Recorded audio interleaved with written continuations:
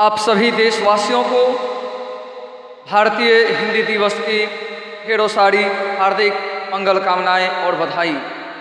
आप सभी को विदित होगा कि पहली बार 14 सितंबर 1949 को भारतीय संविधान में हिंदी को राजभाषा के रूप में स्वीकृत किया गया और हर वर्ष 14 सितंबर को बड़ी धूमधाम से हम लोग देश स्तर पर हिंदी का उत्सव मनाते हैं। इस अवसर पर हिंदी की विविधता, इसकी संपन्नता और वैभवशाली सांस्कृतिक विरासत का भी बहुत गर्व के साथ नाम लेते हैं।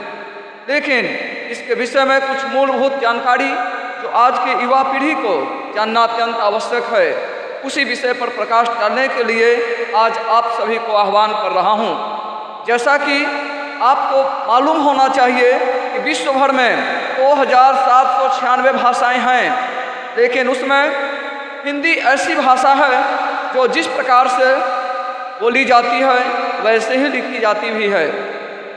इसके बोली और लिखावट में किसी प्रकार का कोई भिन्नता नहीं पाया जाता।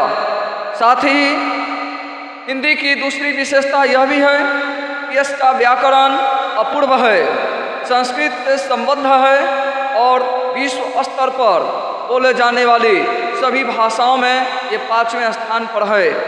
जैसे दुनिया में सबसे ज़्यादा अंग्रेजी बोली जाती है, चीनी भाषा बोली जाती है, उसी प्रकार से 5वें नंबर पर सबसे ज़्यादा बोले जाने वाली भाषा का नाम हिंदी है। हिंदी भाषा की लिपि देवनागरी है। इसका संबंध अनेक विद्वानों के अनुसार अलग अलग मत से अलग अलग प्रमाण प्राप्त होते हैं, लेकिन आज भी विद्वान देवनागरी शब्द के उलझन को समाप्त नहीं कर सके हैं। फिर भी यह निश्चित है कि हिंदी हमारी मातृभाषा है, हिंदी भारत की राजभाषा है और हिंदी की स्वीकृति हेतु संविधान के 17वें खंड में इसका काफ़ी अच्छा से वर्णन किया गया है।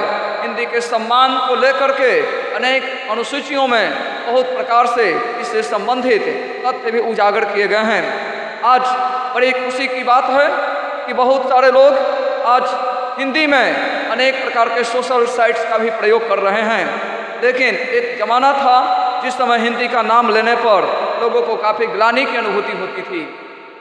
आज हम सभी लोग पुनः एक बार इसी बात को लेकर के आश्वस्त हों कि हिंदी की अनेक बोलियां जो पूरे हिंदुस्तान भर में 5 बड़े क्षेत्रों में बोली जाती है, पश्चिमी हिंदी, पूर्वी हिंदी, बिहारी हिंदी, राजस्थानी हिंदी और नेपाली हिंदी, पहाड़ी हिंदी, ऐसे जो क्षेत्रों में हिंदी बोली जाती है, इसकी 18 बोलियां प्रसिद्ध है। विविध प्रतियोगी परीक्षाओं में भी इससे संबंधित भांति भांति के प्रश्न पूछे जाते हैं, जिसका उत्तर न हो पाने के कारण बहुत सारे लोग उलझन में पड़ करके संदेहास्पद स्थिति में अपने अंक प्राप्ति से पीछे रह जाते हैं।